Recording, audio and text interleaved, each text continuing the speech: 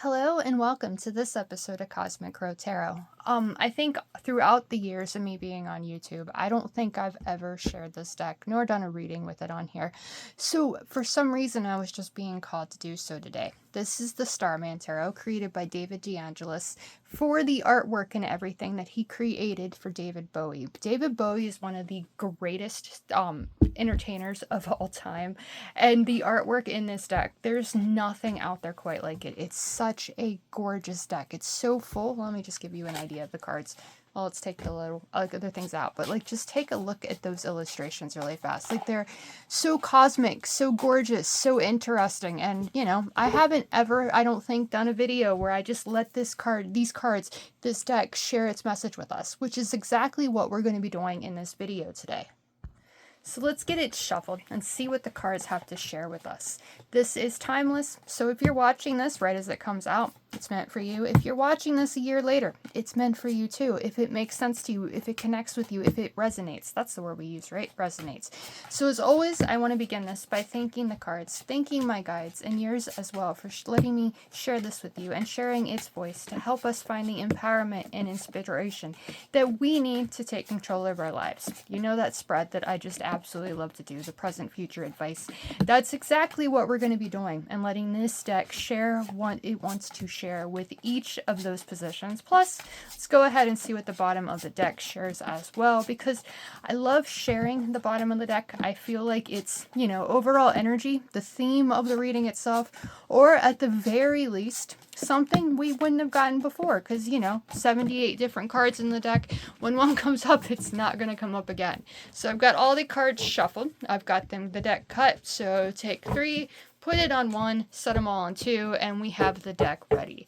Let's see what the here and now present has to share with us, shall we?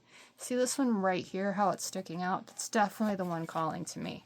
And there it is, the 6 of Cups, the card of nostalgia. Now, if you know me, you know I'm rather obsessed with Nickelback, the band. So whenever I see this illustration, literally the first thing that pops into my head when I see any illustration of the 6 of Cups is look at this photograph. Every time I do, it makes me laugh. Why are our eyes so red? And what the hell's on Joey's head? Yes, the first little line of Chad Kroeger and Nickelback's photograph is the first thing I think of.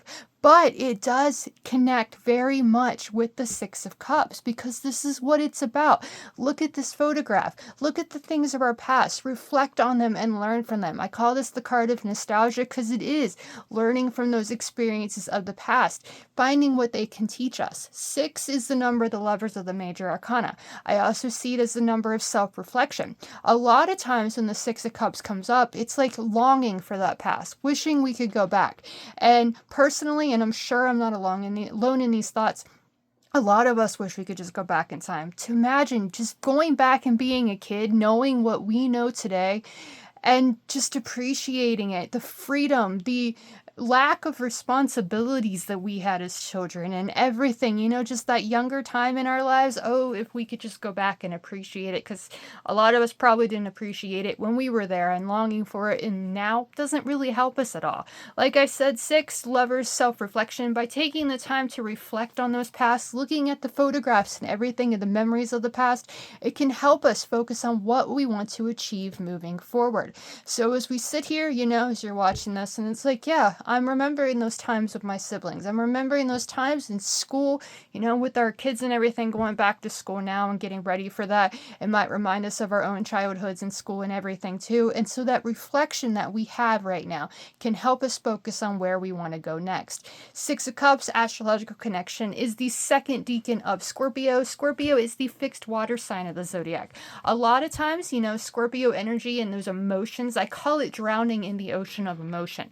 When those painful memories of the past, or even the good memories, hold us in place and we're not able to move forward because we're letting all those emotions just fill us and keep us in place.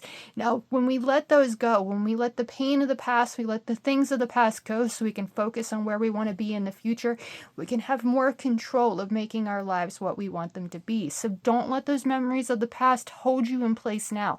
Let go of the pain of the past. Learn the lessons that past has to teach you so that you can focus focus on making the next chapter and next memories maybe possibly even better than you had before. Shall we move on to the future now? See what it has in store to share with us? Again, there is one card right here, like showing the little DNA, I believe I read that's what that is. It's showing that little spark of DNA so that we can pull that one because it's the one that is meant for us. There is the Three of Pentacles, the card that I call collaboration. We're better together. That Six of Cups following, or the Three of Pentacles following that Six of Cups, future position. All of those experiences of our past and everything can help us create the future that we want. 3 is the number of creativity and creation itself, and it reminds us that in the future, if we want to focus on what we want to create, we want to create the earthly existence that we truly want to live, perhaps working together with other people can help us do that, help inspire us to create what we want to see and do. It reminds us we don't have to do this alone. And when it comes to collaborating with others, it can be actually going out there, talking to other people, putting our heads together, again, better together. But at the same time, it could be something as simple as going to a YouTube video, like a DIY YouTube video, like inspiration and things like that, and instructional, that's the word I'm looking for, instructional video that we could use to help inspire our own ideas. If you don't know how to do something, click on a YouTube video and watch somebody else that does know how to do it and you'll figure it out. Like, I mean, a lot of my videos, there's teaching videos about the tarot and everything, the astrological correspondence, the numerical correspondences and everything like that. So you can learn a lot from other people's ideas and stuff just as simply as clicking on a video and watching it. 3 of Pentacles is astrologically connected to the second decan of Capricorn. So we have second decan right here of Scorpio, second decan of Capricorn. Capricorn energy, that is the one that I feel is the most creatively talented sign of the zodiac. And I think the reason these people are so creatively talented is, remember that drowning in the ocean of emotion we talked about with the energy of Scorpio over here? The Capricorn energy, they don't want to focus on their emotions. Hardly, like, at all. My father is a Capricorn, and he's definitely, more masculine energy than feminine energy. Like, masculine men, they're not as connected with their emotions than, say, women. Just from experience of me seeing that. But the energy there, my dad is probably the most creatively talented person I've ever met in my entire life, but he does not want to pay attention to his emotions. It's almost as if he doesn't have any. And when he's upset, he's upset because he immediately goes in the garage and starts making things. Or my personal favorite, I think that man absolutely loves to mow his grass, because every time I talk to my mom, he's constantly like, oh, dad's outside mowing the grass. Like, seriously, how does someone love mowing the grass that much? But ignoring the emotions, like not listening, not letting them pull you under, make you feel stuck in the past and stuck in those emotions. That's what can help you create something when you throw yourself into your work, when you work on creating it. And again, future position here reminds us that we don't have to do it alone. If we need help, we need assistance with our creative endeavors, when we want to focus on them, ask for help, turn on that YouTube video, get these inspirational ideas from anywhere and everywhere to help us create the futures that we want to live. Now that sounded like an advice, and I do admit whenever I do this spread, there's a lot of advice with that future, but the way I see it, future's not written. It's always up to chance and change. So we have this idea, this potential for the future, but we need all the advice we can get to that future, right? Okay, advice position now. There's multiples here. This is the one that I feel is like the most like, hey, I'm the advice. And here we have it. The Starman himself, or the Magician in other decks. The one that I call the fake it till you make it card. Because you don't have all the ideas or all the answers when you're first beginning out. You have all those things that you reflected on, that you learned from the experience and photographs of the past that can help you create the future that you want. But when we begin focusing on that future, when we begin focusing on what we want to do and what we want to create, we don't have all the answers just yet. So we got to fake it a little bit. We got to pretend that we do have all the answers, taking the knowledge and wisdom we do have from the experiences we've already been through, because, we're not just new beginners, but that future, if we want to begin creating the one that we want to live, if we want to create the earthly existence that, the memories from it and the experiences that we want our futures to be, then we have to embrace that magician within. We have to take control. We have to take action on what we want to achieve. 1, the first step of the major arcana after the magician takes his initial leap into the unknown. The magician is that power, that strength, the Starman as it's called in this deck. Just take David DeAngelis, the guy that created this deck, the incredibly talented artist that helped make the artwork and album work and everything that David Bowie stood for back in the 80s and even the 90s. And it just shows that power. When we find the things we want to create, when we love what we do, it emotionally fulfills us, we can begin creating anything we want in these lives. Starman or magician is astrologically connected to Mercury. Mercury is the planet of communication and technology. So again, we have that energy of utilizing technology, watching those YouTube videos, scrolling the internet, finding the things, even AI, artificial intelligence for that matter, can help give us the inspiration, ideas we need to begin creating the lives that we want. Mercury retrograde, very real thing. When all that stuff seems to just get out of whack, don't let those negative emotions. We've been through those experiences in the past, so the stress that we felt before can help us alleviate the stress we might feel moving forward. Begin embracing our inner Starman. Begin embracing our power. Fake it till we make it, if we have to focus on the futures that we want to create, because it's our lives, our stories. And when we take control, when we focus on what we want to create, what we want to begin, we have the power to focus on it. We have the power to create the earthly existences that we want our stories to become. So the advice position with the magician, this is the major arcana of card appearing for us, and just how gorgeous that illustration is, how just powerful and earthreal and everything that it is. It's even creating new life in that illustration. And that's what we're doing with every chance that we take, every step we take, every beginning that we have in our lives. We are focused on the creations that we want our futures to be. And all of those experiences of our past, when we take the time to learn from them, reflect on them, fill our hearts with the joy and happiness of what we're focused on creating, we can begin whatever we want to begin. So that is the present future advice aspect of the reading. And as promised, there is the bottom of the deck with the Queen of Swords.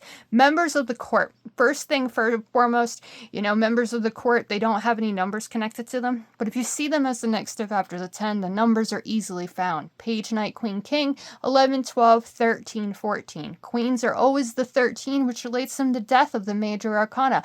All those things of our past, again, when we take the time to learn from them. 1 and 3, magician with the Empress of that 3 energy under there. Picked it up too, but there we are.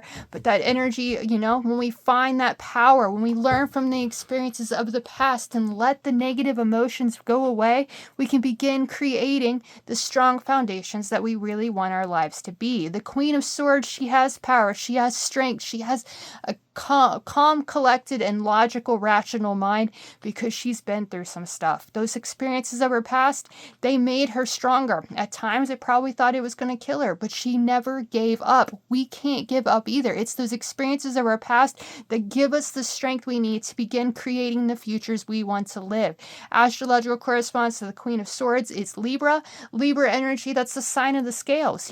Be more balanced to ourselves just as much as we are balanced to other people, and focus on trusting ourselves, trusting our minds, and letting our minds begin giving us the confidence we need to create the futures we want to live. All those things that we've been through, the things we might be reflecting on from our pasts, take that knowledge and wisdom and utilize it to focus on what we want to begin creating for our futures. We have that power.